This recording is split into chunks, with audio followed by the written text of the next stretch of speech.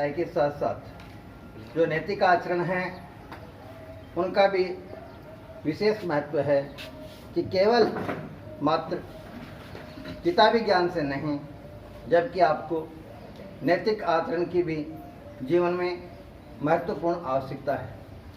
मैं शुक्रगुजार हूँ कि आज इस विद्यालय प्रांगण में मुनिवर ने अपना पद संभाला। इसी के साथ मैं प्रदीप भाई जी एवं विनोद कुमार जी का भी शुक्रगुजार करता हूँ कि एक छोटे से कार्यक्रम में लेकर के एक बहुत बड़े कार्यक्रम में, हर कार्यक्रम में यानी उपस्थिति दर्ज कराई, अपना अमूल्य समय निकाला। इसके लिए मैं विद्यालय परिवार की ओर से पुनः सबका आभार व्यक्त करता हूँ और नैतिक आचरण के बारे में आगे मुनिवर से निवेदन करूँगा कि वे बच्चों को अपना ज्ञान प्रदान करें। धन्यवाद।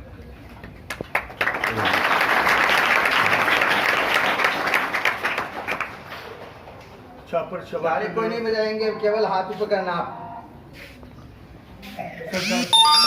सेवा केंद्र व्यवस्थापक तपोमूर्ति संत मुनि श्री पृथ्वीराज जी के पावन चरणों में मेरे श्रद्धा सुमन समर्पित।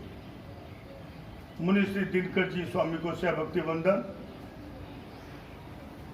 इस विद्यालय के शिक्षा जगत के कर्णधार, शाला के अध्यापक अध्यापिकाएं, विद्यालय के प्रधानाचार्य जी एवं हंसते खिलते मुस्कुराते अनु छात्र छात्राओं, अणुवर्त उद्बोधन सप्ताह में हमने पूर्व में राजकीय उच्च माध्यमिक विद्यालय, राजकीय जन कल्याण बालिका विद्यालय, राजकीय मुद्रा विद्यालय के पश्चात आज सरस्वती विद्या मंदिर में अणुवर्त उद्बोधन सप्ताह के अंतर्गत नशा मुक्ति दिवस का आयोजन यहाँ किया है। आपको मैं ये बता दूं, अणुवर्त छोटे छोटे संकल्पों से व्यक्ति अपना सर्वांगीण विकास कर सकता है। अणुवर्त सिर्फ जैन समुदाय का नहीं, मानव जाति का है। आचार्य तुलसी ने संपूर्ण मानव जाति के लिए अणुवर्त के छोटे छोटे नियम बना करके कि वो नियमों की पालना करने से अपना सर्वांगीण विकास करेंगे। मैं इस संबंध में मुनि श्री आपको विस्तृत जानकारी देंगे।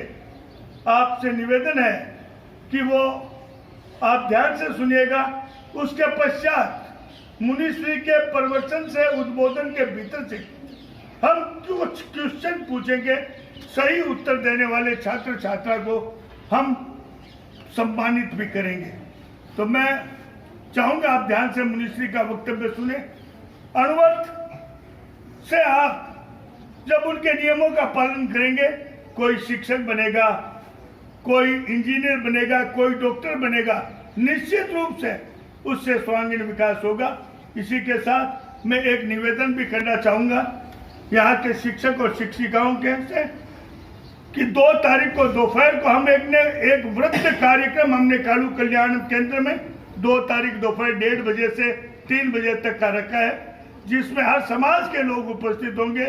और वो कार्यक्रम है सांप्रदायिक सौहार्द एवं अहिंसा दिवस।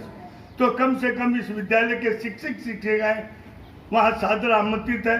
बहुत अच्छा भव्य कार्यक्रम है और बाहर से भी लोग आएंगे। तो मैं चाहूँगा इस विद्यालय के शिक्षक शिक्षिकाएं दोपहर 1:30 बजे 2 तारीख को जरूर उस कार्यक्रम में सम्मिलित हो। ओम हरम। अब मेरा निवेदन मुनि दिनकर जी से कि वो अणुवर्त गीत के साथ कार्यक्रम का आगाज करें।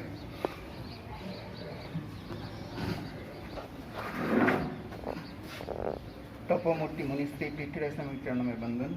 उपस्थित मंच, शिक्षक शिक्षिका परिवार, छात्र छात्रा।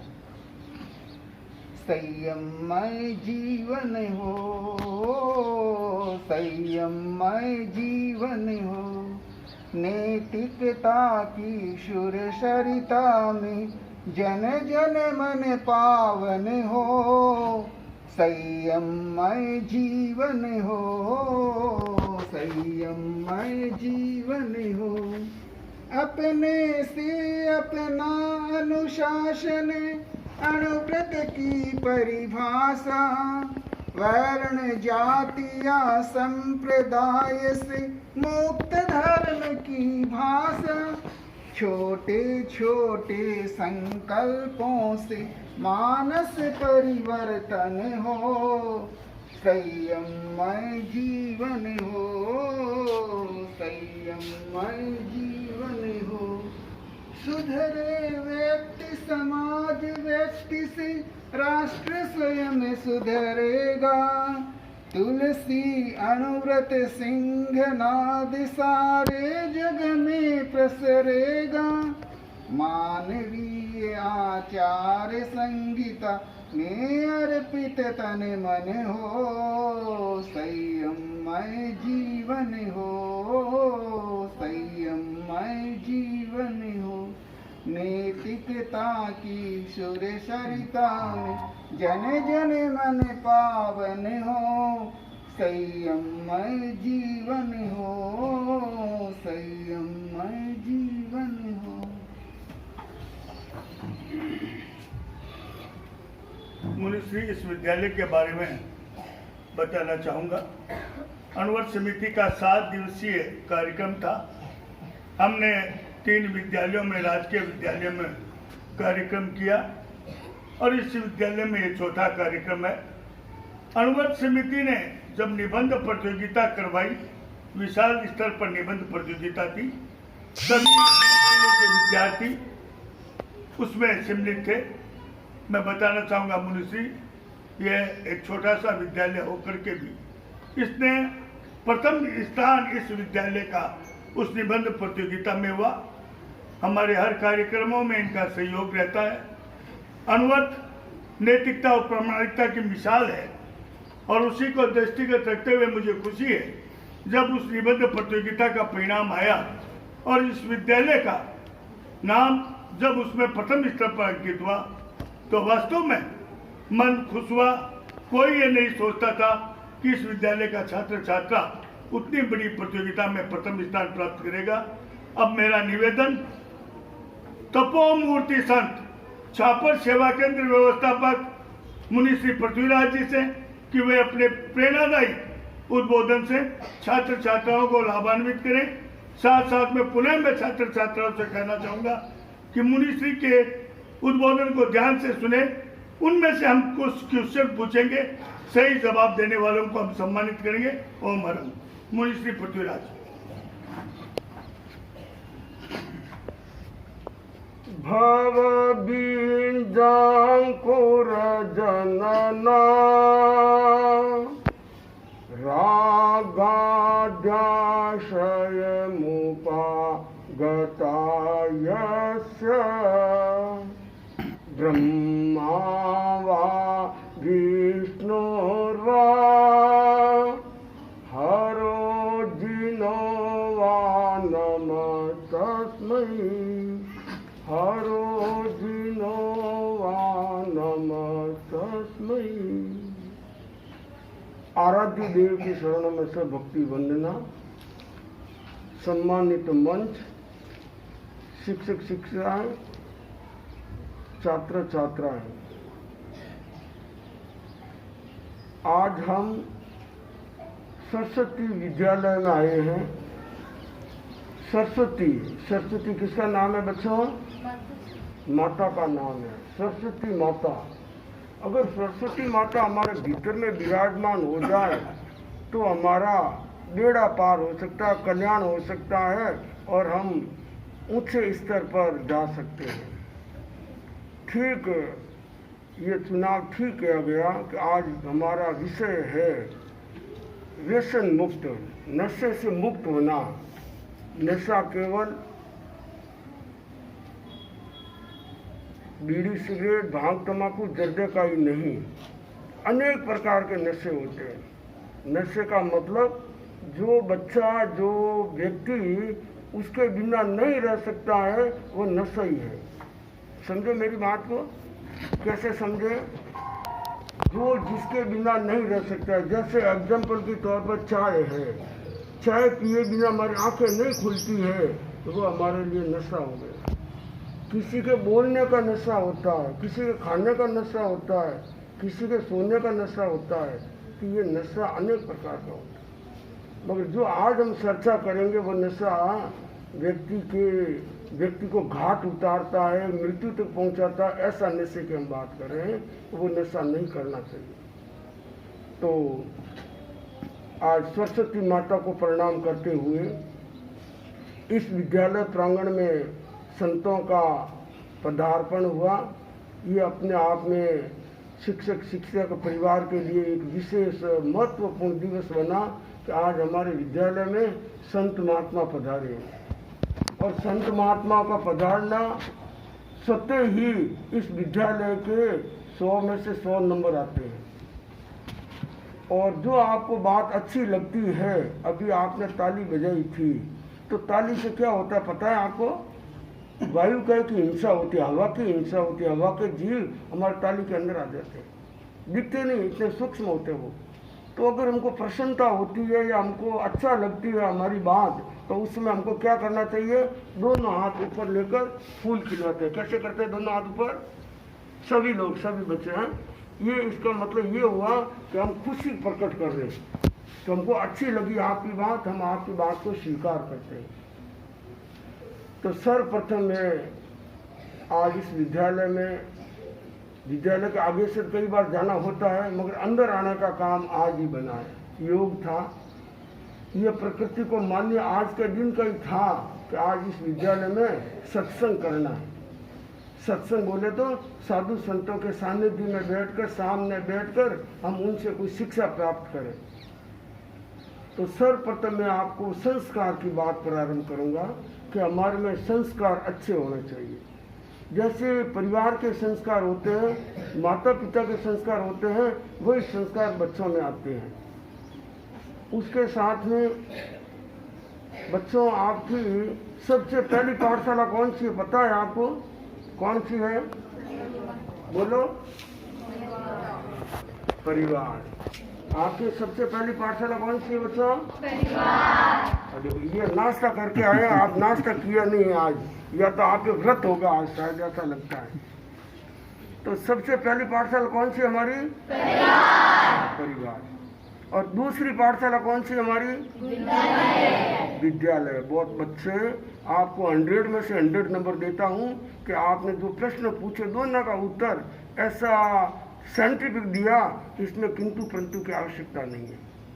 तो हमारे प्रिंसिपल महोदय पीछे बैठे होंगे हैं? हाँ, तो प्रिंसिपल महोदय देख रहे होंगे महाराज कैसे प्रश्न पूछे हैं और कैसे बच्चे उत्तर दे रहे हैं, उनके भी चिंतन से बाहर की बात होगी। क्यों? कि बच्चे संस्कारी होते हैं नहीं, वहाँ पर ये सबसे पहली बात आती है। तो सर्वप्रथम हमारी पाठशाला, पहली पाठशाला परिवार है। तो परिवार में हमें सवेरे उठकर क्या करना चाहिए? बोलना पड़ेगा, बोलना। आप क्या करते हैं सवेरे उठकर? प्रणाम करते हैं। कौन कौन करता है बच्चा? ईमानदारी से। देखो, ईमानदारी होगी तो भगवान आपके पास में आ जाएंगे, और ईमानदारी नहीं है तो भगवान आपसे दूर जाएंगे। कौन कौन बच्चा सवेरे उठकर माता पिता को प्रणाम करता है? अच्छी बात है। कौन कौन नहीं करता? हाँ, अब बात यह है कि जो बच्चे प्रणाम करते हैं तो बच्चों को माता पिता थप्पड़ मारते हैं? नहीं। तो क्या करते हैं? आशीर्वाद देते हैं। तो आशीर्वाद देते हैं तो हमारा दायित्व बनता है कि माता पिता को सभी बच्चे प्रणाम करना चाहिए। और प्रणाम करने से उसका रिजल्ट क्या आता है? उसका परिणाम ये आएगा, जो प्रणाम करता है माता पिता को, बड़ों को, उसका परिणाम ये आएगा, उसको 100 में से 100 नंबर मिलेगा। तो 100 में से 100 नंबर किसको किसको चाहिए? 100 में से 100 नंबर किसको चाहिए? हाथ पूरा खड़ा हो गया, पता टेढ़े मेढ़े होते पता नहीं लगता है। अच्छी बात है, ठीक है। तो अगर आप लोगों ने हाथ खड़ा किया तो माता पिता को प्रणाम कब से करोगे? कल तो कभी आता ही नहीं है, आज से। ये बात है, देखो जल्दी से समझ में आ जाती बात बच्चों को कि आज से हम प्रणाम करेंगे। अब घर जाकर सीधे पहले प्रणाम करेंगे, तो माता पिता भी देखेंगे आज बच्चों को क्या हुआ, कभी तो प्रणाम करते, आज क्यों किया? कि हमारे विद्यालय में संत महात्मा आए थे, उन्होंने बताया कि माता पिता को सवेरे उठकर प्रणाम करना चाहिए, और उसको प्रणाम के साथ में उनको आशीर्वाद मिलता है, और आशीर्वाद उनके जिंदगी भर काम आता है, अच्छा मानव बनता है, अच्छे स्टूडेंट बनते हैं। और दूसरा जो हमारी पाठशाला है वो विद्यालय है। अब विद्यालय में आकर गुरुजनों को प्रणाम कौन कौन करता है? ईमानदारी से विद्यालय में आकर अपने शिक्षकों को प्रणाम कौन कौन करते हैं? आप करते हैं। देखो अभी आज हमको क्या करना है, विद्यालय में हर बच्चा आकर हर टीचर को, शिक्षिका को प्रणाम करेंगे, करेंगे नहीं? कच्चे पक्के पक्के करेंगे, ये बात ही है। ये दो बातें अगर आप में आ जाएगी नहीं तो आपका जीवन अच्छा बन सकता है। कि ये सबसे बड़ा धर्म क्या? विनम्र, विनय बड़ा धर्म है। ये विनय क्या है? जो बालक झुकता है, प्रणाम करता है, वो हमेशा फलता फूलता है। इसके साथ में जो हम आज के संस्कारों की बात कर रहे थे, तो परिवार के बच्चों को संस्कार मिलते हैं। उसके साथ में जैसे हमारे माता पिता है, दादा दादी है, बड़े हैं, वो जैसा घर में वातावरण रखेंगे वैसा बच्चा सीखेंगे। क्यों सीखते नहीं? सीखते हैं, सीखते हैं। तो बच्चों में आपको कहना चाहूँगा कि अपने माता पिता ईमानदारी से, कौन कौन बच्चों के माता पिता गुटखे खाते हैं, ये गुटखे की बात करते हैं, ईमानदारी से हाथ खड़ा करना, चाहे मम्मी हो पापा कोई पण हो, ईमानदारी से नहीं करेंगे तो पाप लगता है। देखो हम किसको कहने थोड़ी जाते हैं, ये तो एक जानकारी लेना चाहते हैं कि तो भी बच्चे कितने अच्छे हैं। ठीक है, आपके मम्मी पापा या दादा दादी पिताजी है वो नशा करते हैं, मगर आपको नहीं करना है। वो नशा क्या है जो अभी आपके सामने प्रश्न आएगा कि आज की जो हमारी युवा पीढ़ी है नशे में झूलती हुई नजर आती है। क्या है? आज जो हमारे देश में जितने बच्चे हैं वो नशे में झूलते हुए नजर आ रहे हैं, और नशा भी ऐसा करते हैं वो उनको अपने जीवन से हाथ धोकर जाना पड़ता है। और उसके साथ में जो बच्चों को संस्कार दिए जा रहे हैं, सबसे पहले बच्चा कुव्यसन भी सीखता है, अच्छे संस्कार भी सीखता है, परिवार से सीखता है। और छोटे से छोटा नशा भी जो बच्चे करते हैं, छोटे से छोटा नशा, वो अपने परिवार से सीखता है। जैसे आपके दादा दादी है या पापा है, वो मान लो सिगरेट पीते हैं, तो सिगरेट पीते हैं, वो सिगरेट पीकर नीचे डालेंगे तो आपके मन में भी आएगा कि पापा ने या दादा ने जो बीड़ी पिया, सिगरेट पिया है, वो इसमें कुछ मजा आता था, वो पी रहे, बिना मजा तो कोई पिएंगे नहीं। तो इससे लगता है कि आप वो संस्कार वहाँ से प्रारंभ होते हैं। जो हमारे पुराने परदादा थे, दादा थे, वो सलम पीते थे, होका पीते थे, होका, पता आपको होका पीते थे। तो वो बच्चों को क्या कहते थे, तू अंदर से जाकर इसको जला के लेकर पी। तो बच्चा एक दो फूंक अंदर मारता है, अंदर मारता नहीं बच्चे कि भाई लगा नहीं लगा, तम्बाकू के लगा नहीं लगा। जब धीमे धीमे वो बच्चा घर में तम्बाकू लेना सीख लेता है। एक छोटा सा छाय से लेकर हम कहाँ से कहाँ पहुँच जाते हैं। जो बच्चा विद्यालय में जाता है वहाँ पर अनेक बातें सीखता है। और कई स्कूलों में ऐसा भी होता है जहाँ पर टीचर लोग हैं, बीड़ी सिगरेट भी पीते हैं, जर्दा भी खाते हैं, मगर वो क्या करते हैं, वहाँ पर भी वही स्थिति आएगी। जो बच्चा पीने का आदी हो गया तो वो टीचर जैसे ही सिगरेट को, बीड़ी को नीचे डालेगा तो बच्चा उठा कर पिएगा। ये कई जगह हमको ऐसा सुनने को मिला और ऐसा बच्चा करते हैं। तो आज हमारा विषय है नशे से मुक्त होना। ये अनुव्रत की बात जो हम बता रहे हैं, अनुव्रत उद्बोधन सप्ताह। अनुव्रत में एक नियम है कि हर बच्चा नशा नहीं करेगा, व्यसन मुक्त रहेगा। ये पहला नियम है अनुव्रत में। और अनुव्रत क्या है, छोटे छोटे नियमों के द्वारा, छोटे छोटे संकल्प के द्वारा वो अपने जीवन का कल्याण कर सकता है, अच्छा मानव बन सकता है। बच्चों, आपको इस देश को बड़ी आप पर नाज है। देश हमारे बच्चे हमारे देश की रीढ़ है। रीढ़ का मतलब आपकी रीढ़ की हड्डी जब अच्छे ढंग से बैठे हैं तो वैसे ही बच्चे हमारे देश की रीढ़ है, देश की शान है और देश की ऊर्जा, और उसके साथ में वो बच्चा आगे बढ़ता है। और उसमें सबसे पहली बात आएगी कि जब बच्चे को पता लग जाता है कि मुझे कुछ अपना जीवन में करना है, तो मेरा ऐसा मानना है कि जो बच्चा सबसे पहले अपना लक्ष्य निर्धारित करेगा, लक्ष्य निर्धारित करेगा मुझे क्या बनना है और वो बनना क्या चाहता है, वो पहले लक्ष्य निर्धारित करेगा। और बच्चे में इतनी शक्ति है, इतनी भीतर में ज्ञान है, भीतर में अनंत ज्ञान। और इसी में से कोई महात्मा गांधी बनता है, कोई प्रधानमंत्री बनता है, कोई डॉक्टर बनता है, बहुत डिग्रियाँ कितने प्राप्त करता है, इन्हीं बच्चों में से करने वाले होते हैं। जो बच्चा सबसे पहले अपना लक्ष्य बनाएगा कि मुझे कुछ अपने जीवन में करना है, तो जीवन में करने के लिए लक्ष्य और उसके साथ में संकल्पबद्ध जो बच्चा होता है वो हमेशा आगे बढ़ता है। और जिसने अभी संकल्प कुछ बनाया नहीं, पहला लक्ष्य ये बनाओ कि मैं कभी भी परीक्षा में नकल नहीं करूँगा। अनुभव हमको सबसे पहली बात बताता है। बच्चा नकल करते हैं, कोई नहीं करते, थोड़ी थोड़ी करते हैं। जो मास्टर लोग इधर उधर जाते हैं तो चीज़ें थोड़ी नकल कर लेते हैं। नकल नहीं करना, नकल में अक्ल लगाना होता है। हाँ, अक्ल लगाना होता है, तो उससे क्या हमको समाधान मिल जाता है। और समाधान तभी मिलेगा हमारा पहले लक्ष्य बना हुआ होगा, तब बनेगा। और अनुव्रत हमें सबसे पहले ये संदेश देता है।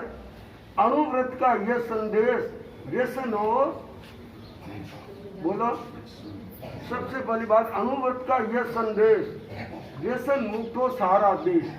अगर ये बात हमको समझ में आएगी कि हमको देश को व्यसन से मुक्त रखना है, तो कैसे रखेंगे? हम संकल्प करेंगे कि हम कभी भी आज जीवन कोई प्रकार का नशा नहीं करेंगे। आप नशा नहीं करेंगे तो हाथ जोड़ो, बैठे हाथ जोड़ो, मैं कभी भी नशा नहीं करूँगा, ना करूँगी। बोलो, मैं किसी प्रकार की बीड़ी, सिगरेट, तंबाकू, जर्दे का सेवन नहीं करूँगी। कभी दारू नहीं पीऊँगी। दारू पीने के बाद वाले लड़के के साथ शादी भी हम नहीं करेंगे। ये हमारा जीवन में सबसे महत्वपूर्ण बात है। अगर हम व्यसन मुक्त देश को रखना चाहते हैं तो स्वयं पहले बदलेंगे, फिर हम देश को बदलने की बात करेंगे। पहले हम बदलेंगे, फिर हमारा परिवार बदलेगा, फिर हमारा राष्ट्र, गांव बदलेगा और फिर राष्ट्र बदलेगा। तो ये अनुव्रत की बात उसके साथ में, क्यों एक नियम है अनुव्रत में भी कि मैं कोई नशीले पदार्थ का सेवन नहीं करूँगा। और अनुव्रत कहता है मैं कभी भी किसी से झगड़ा टंटा भी नहीं करूँगा, किसी की चुगली नहीं खाऊंगा। ये सब अनुव्रत के माध्यम आते नियम, छोटे संकल्प है। मैं किसी की निंदा नहीं करूँगी। निंदा करती हो नहीं? मैं किसी की चुगली नहीं खाऊंगी। चुगली खाते हो नहीं? उसने ये किया, उसने ये किया, नहीं। हमको किसी की चुगली नहीं खाना है। उसमें हमारा संकल्प ये रहे कि मुझे क्या करना है, बस एक ही बात है, मुझे क्या करना है। तो उससे क्या होता है कि हमारा जीवन आगे बढ़ता रहता है। और इसके साथ में एक बात और जोड़ूं कि अनुव्रत में क्या सिखाता है? जीवन जीने की कला सिखाता है। अनुव्रत ये किसी व्यक्ति विशेष का नहीं है, न कोई जैनों का भी नहीं है। यह 36 कौम का, जितने संसार में हिंदू है, मुसलमान है, ईसाई है, फारसी है, सनातन है, बुद्ध है, जैन है, चाहे छोटी जातियाँ कितनी होती है संसार में? कितनी जातियाँ हैं? 36। कितनी जातियाँ? 36 जातियों के लिए अनुव्रत स्वीकार किया जाता है। मास्टरों के लिए भी है और व्यापारियों के लिए भी है, छात्राओं के लिए भी है। ये सभी के लिए नियम लागू होते हैं। और इसमें छोटी बातें इसलिए बताई गई कि बच्चे उनको स्वीकार कर सकते हैं। और सबसे बड़ी बात एक अनुव्रत क्या कहता है कि मैं कभी भी आत्महत्या नहीं करूँगा। आत्महत्या कौन करेगा? हाथ खड़ा करना। आत्महत्या करने वाले हाथ खड़ा करेंगे। कोई नहीं करेगा। आत्महत्या नहीं करने वाला हाथ खड़ा करेंगे। अच्छा, आत्महत्या नहीं करेंगे, कभी नहीं करेंगे, बहुत अच्छी बात है। जो आत्महत्या करता है, अभी तो मनुष्य बनना है और फिर वह पशु पक्षी में चला जाता है।